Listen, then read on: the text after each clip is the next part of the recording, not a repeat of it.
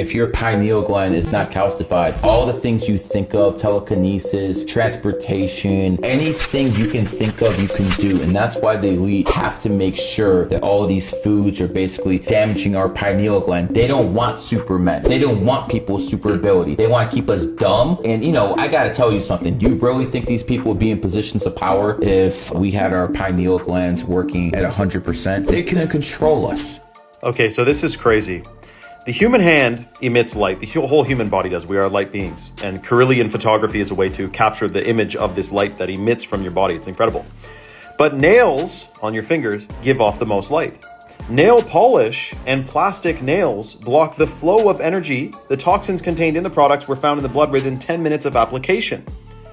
So this is kind of a conspiracy about nail polish and fake fingernails. But the entire human body is supposed to emit light. What happens when you put on conventional sunscreen, conventional beauty products, which are made of petrochemicals that if you ate, you'd get sick, you'd have to go to the hospital, but you can put them on your skin, even though your skin absorbs everything it touches, which gets deposited into your organs and your blood. What happens when you're showering in fluoride and chlorine, which also absorbs through your skin? Of course, it's a complete coincidence that so many things in our daily lives weaken us and fill us with chemicals and lower our brain function. Of course, it's just a whoopsie daisy. Once you understand what I'm about to say, you're going to learn how to co-create reality. This is basically the science of magic, so listen up. So most people think that the universe is made of solid, liquid, and gas.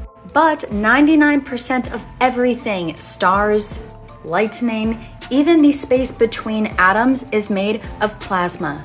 And plasma is energy that is alive and it is intelligent. It is something you do not learn in school for a reason. Because if you knew this, you would be very powerful.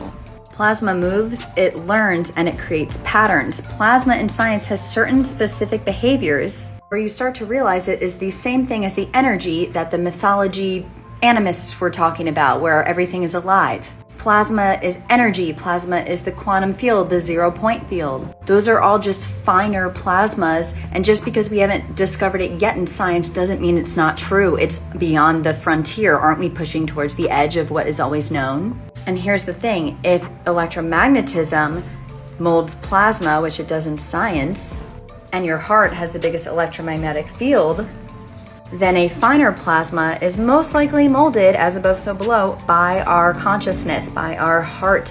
When you're in a state of play and non-attachment and real unconditional love is when you can create reality for the better, not the worse, with intention. And when we call it plasma, instead of just calling it energy or spirit, we begin to find not only a language for reality, we bridge science and spirituality and start to find a language for the invisible. Plasma shows us that reality is not solid, it is malleable, it is responsive, and it is creative, and it responds to your subconscious. And once you understand plasma, you can learn to co-create with it in actual reality, a tangible thing. This is not like esoteric magic. And you don't do this by controlling reality. You do this by learning about resonance, by being in a state of play, and yes, by learning about feelings and emotions and what those have to do with molding that field.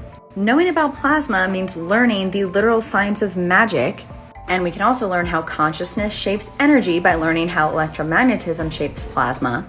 And we also can learn how energy responds to love, to coherence, to curiosity, because when you're in those states, you are more likely to create fortuitous or miracles for yourself. As I say this, the plasma sun is shining on me, because the sun is made of plasma. And in mythology, that is why they worship the sun gods. They were trying to tell us all along, sense the sun. In mythology, it's literally a beetle sensing with its tentacles the sun, using feelings and senses. If this interests you, I talk about this in my book, A New Force. The link is in my bio, or comment plasma for the link below. This is the same stuff Nikola Tesla worked with, but we can use our consciousness in our bodies instead of machines. There used to be a substance on the periodic table that could power the world without wires, without fuel, and without pollution, and it's called ether. Ether was removed off the periodic table, but the ancient builders of Tartaria and before knew how to harness it to build things, and you can harness it today. Ether was believed to be the invisible energy in the air, and mainstream scientists accepted it and used it to explain how light traveled. Up until the 1800s, after the Michelson-Morley experiment, they claimed that they couldn't detect it. But the reason why I believe they took it away is because ether is extremely valuable and allows you to have free energy. Physical phenomena that depends on ether are cymatics, like right here, electrostatics, magnetism, and electricity. Ether is a substance that God created. Check this out. So what do you guys think so far? Why do you think the mainstream doesn't use ether for everything?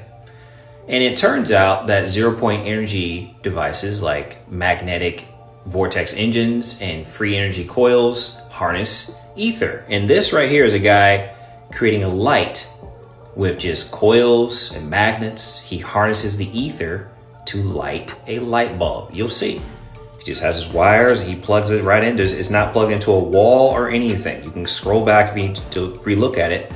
This is just sitting on a table and he harnesses the ether and it's lighting up right there.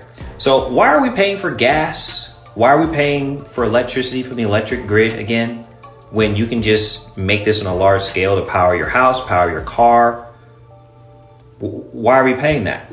And the reason why they're not going to make this en masse is because it would collapse trillion-dollar industries.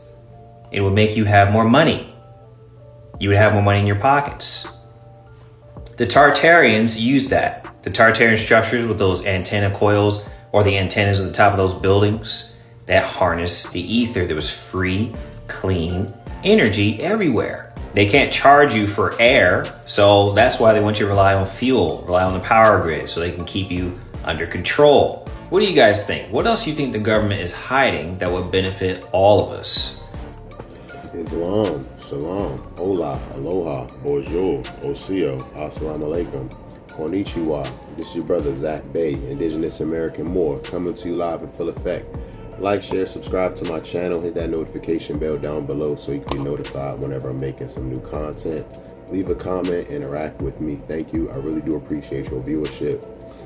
Let's jump into another one. Hopefully you enjoyed those clips at the beginning, and I'll probably show a few more at the end. I don't want to make this one too long, but just in case you miss me Friday, hey, I'm dropping one today. Hey, they're always trying to silence channels like mine. Like, share, subscribe. I really do appreciate you sharing my content and your viewership, right? Today, I wanted to talk a little bit about unknown and unseen forces, all right? So this kind of connects to a few of the videos I've made lately, the demonology ones, the human DNA being like upgraded, those videos, you know what I'm talking about, different concepts like that. So it's kind of like modern technology is just now catching up to ancient knowledge. It would seem some things, some information has been hidden purposely in order to keep us in the dark, the masses, all right, the common people, to keep us in the dark. And they've been hidden by secret societies, secret orders, right, in order to jealously guard those secrets, those rituals, those practices. Some of these unknown forces, some of these unseen forces, right, are still shrouded in theory, all right, just to name a few. Gravity has not been proven. Gravity is a theory. Magnetism hasn't been proven. Magnetism is also theorized. Conscious thought, all right, there's still a lot of experiments going on with conscious thought. I spoke on the discovery of particles that have been observed to not hold form unless observed, like by the human eye, pretty much. So just to explain it really quickly, say there's an object here, all right, there's an object here. When I'm looking at it consciously, it's something. When I turn away, it's nothing at all, or it's anything. You know what I'm saying? These type of particles are being studied, discovered. often speak about CERN, the experiments they're doing with different dimensions, things like that. Time, time hasn't been completely figured out yet. Time is still like a theory, fam. So these are unknown forces that seem to govern our reality, govern our universe, to govern our perception of the physical world, govern our dreams. These are forces that we have not been able to wrap our mind around. We have not been able to fully comprehend, understand, and understand. So we're just operating out here in the way that the Most High made us, within his perfect reality. So there's still plenty of forces that are out here that we have no idea why or how they came to be, except putting it into the guides or the hands of the Most High Creator, right? If we could explain everything, if we had all the answers, there would be no more mysteries left out there in the world, right? But there's still plenty of mysteries, still plenty of discoveries going on. So there's a force called ether, all right? Or aether, all right? People who deal with the technology, computers, like the Ethernet cables that used to be connected into PCs and stuff like that. But this force aether they say it was harnessed by the Tartarians in their technology with ancient buildings and structures, coiled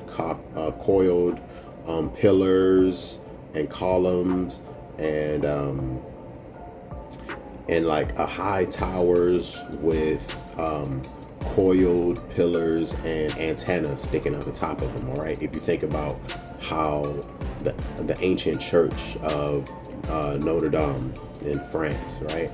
Those ancient structures, ancient Tartarian structures, they say often harness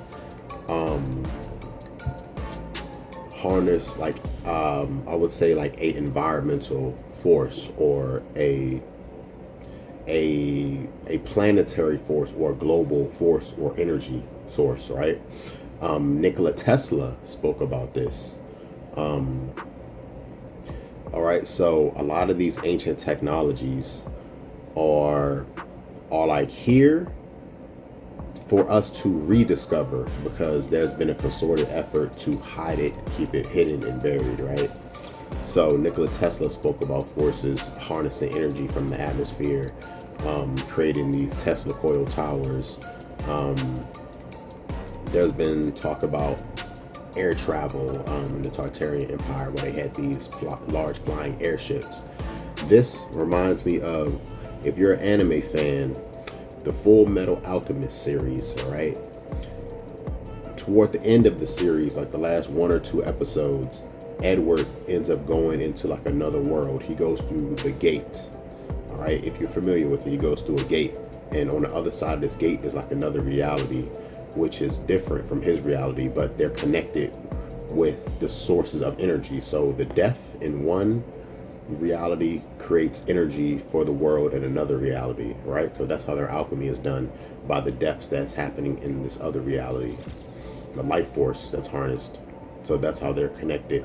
So he couldn't do alchemy and transmute inside the world that he was, inside the reality that he went to, because that world was governed by the laws of physics, more like the reality that we live in now versus the reality that he came from, which relied on the laws of alchemy, right? If you've ever seen the series, you know exactly what I'm talking about here. So that's how it's like, I love anime so much because they have like these gems in there, and if you have some knowledge, you can kind of connect the dots, right? Your pineal gland. There's still plenty of research and discoveries being made about our pineal gland and pretty much our third eye right here. Like, have you ever been just staring, kind of like, they call it daydreaming sometimes. You're just staring into space. You're not really looking at anything. You're just looking in a direction. You're staring into space, but your mind is active and it's just creating images, and you're just like lost in your own thoughts in your own mind. Even though your eyes are open and you're looking in a direction, Your eyes are not processing anything you're seeing. All right, it's not processing that information that is taken in by you looking there, because it's processing the information that you're getting from your third eye. Like, you're just kind of lost in your own mind. You're kind of daydreaming, right? That happens to all of us so often. Is like we often don't connect it to an unknown or unseen force, right? Why is often that I speak about like these downloads or these uploads I get, which is why like currently I'm filming this, and it's like almost 4 a.m. right? So I get a lot of my inspiration around these times, these so-called witching hours, right? 3 a.m.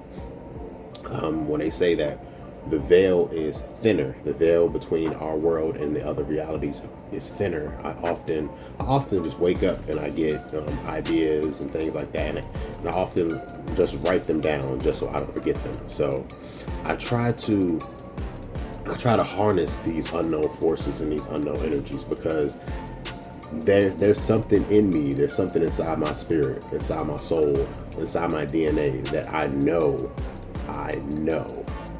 that there's ways I can manipulate this reality simply by thinking about it or by willing it into existence. There's been times where I've focused on things, all right? That's why I said conscious thought is an unknown force. Focusing and putting your attention on things can actually alter the reality and the space around us, right?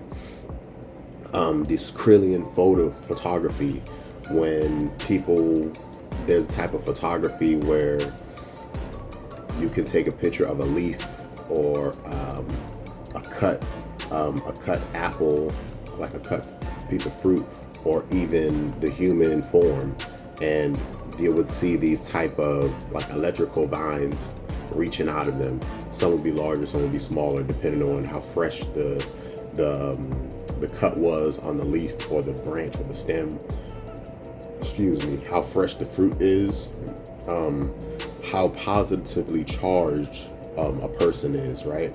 So this photography is capturing images of like the electromagnetic force that's coming from living beings, like plants, humans, like that. So of course I showed the video about it. I don't want to make this one too long, but this stuff is very, very interesting, fam. Hopefully we can continue to connect the dots and rediscover some of these unknown forces, so we can potentially harness them for greater good and for our own uses and our purposes, as the ancestors did, right? This reminds me of Doctor Strange, all right? All the forces, the ancient wisdom that he uses, we have to connect that to our actual lives, to our actual reality, fam. There's a lot of concepts inside the Doctor Strange anime, the Doctor Strange movies, and it's a lot that we can take from just the concept of how he gained his abilities and knowledge, right? So like the ancient technology or the ancient information that was hidden in the Alexandria libraries or the libraries of Timbuktu, you know, these ancient knowledge centers that were burned down and destroyed and looted, all right? And that information was hoarded by those who want to keep that power, all right, and keep us all in the dark. So once again, this is your brother Zach Bay, Indigenous American Moor. Let me know how I'm doing down below. Like, share, subscribe. Peace. Without any purpose, the researcher placed one underwing onto another, which was absolutely identical, and a very strange thing happened. The part broke free from the tweezers, hovered in the air for a couple of seconds, and then slowly fell down on the table. The wing plates obviously interacted. Viktor Stepanovich repeated the experiment, and one plate hovered over the other again. Then the scientists fastened several wings together with a wire, obtaining a chintic block, and right after that, not only light objects, but even a thumbtack easily hovered above the block. At some moment, the thumbtack even completely disappeared from the view as if it moved into another dimension. Grebennikov realized that he had accidentally found something different. He discovered the phenomenon of anti-gravitation. Later, the scientists called this discovery the cavity structure effect. Wallace Line! The Wallace Line. So you have Indonesia and you have Australia, right? You have Bali, you have the Philippines, and then there's Australia. There's an invisible line between these islands that for some reason animals cannot cross. Marine biologists have no idea. Biologists have no clue why. There's only like a 20-mile difference. On this side, on the Asia side, you have tigers, elephants, monkeys, all these types of things. But then 20 miles over, you have animals They're that completely different species. are completely different species. You have marsupials like kangaroos and koalas, and then you have dingoes. They've never observed those animals crossing over. Even the fish will not cross over this invisible line within the ocean. Birds will not fly to the other side. It's just a border that animals instinctively just don't cross for some unknown I reason. wonder if it's like a gravitational force or something. But it'd have to be something we can't measure. Yeah. Because they're trying to figure that out. They'd find gravity or energy. And why animals are the only things that don't cross it.